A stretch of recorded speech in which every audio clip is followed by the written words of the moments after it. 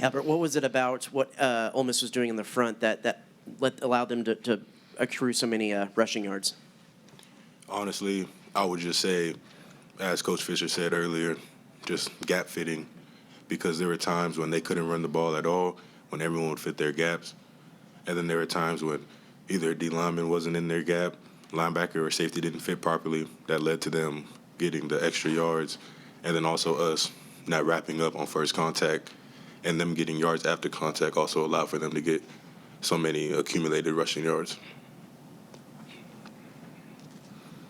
We'll go back behind the lights on the right side to Justin. Albert, I'm following the ball a lot with the camera, but on some downs and plays, only one linebacker behind you guys, how tough does that make your job up front knowing you only have one guy in the middle behind you? Honestly, we view it no differently than if 2, 3, 4, 5, 6, like it's all a mentality for a D lineman, because we know what we do isn't sweet, and you know that it's going to be a battle from the first whistle to the very last. So we just focus on our job, and we always say with Coach Elijah and Coach Price, die in your gap. No matter what we have to do, die in your gap. So the linebackers, yes, some people would like to have 2, 3 behind them, but for us, we could have 0 behind us. But we know that it's a mentality, and we're going to die in our gap. And what do you think of 4 for them, Judkins? What do you think of his back after tonight? I'm sorry, what? What do you think of Judkins after his performance tonight? How good of a back is he that you faced tonight? He has my respect. I mean, playing in the SEC at this level, it's not easy.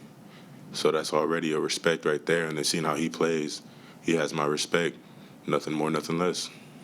We'll stay behind the lights, go to the left side to Daryl. Albert, how difficult was it tonight to know that you needed to stop to get off the field and then they would get a first down or they might bust one for 20 yards, that kind of deal? No different than if it was the beginning of the game and we wanted to get a 3 and out. No, I don't see a difference in it. We'll go to the left side, second row, to Sam.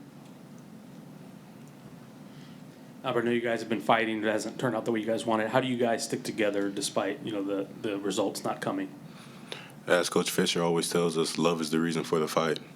And we all love each other. No matter what we may go through, we're a family. And as a family, you'll hit highs, lows, hills, and valleys.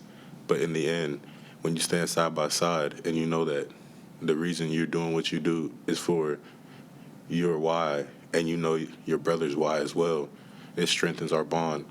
So that's how we all are able to stay together and love each other. We'll go back behind the lights to the left side to Daryl. Albert, what do you pull from tonight's ball game that you think will help you next week against Florida?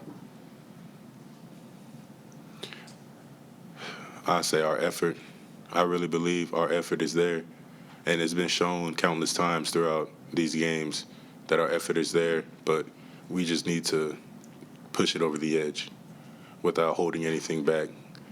And there's times we do, and we still fall short, but our effort and how we, morality-wise, come as a team, we can take that into Florida and fix everything else, and we can win this.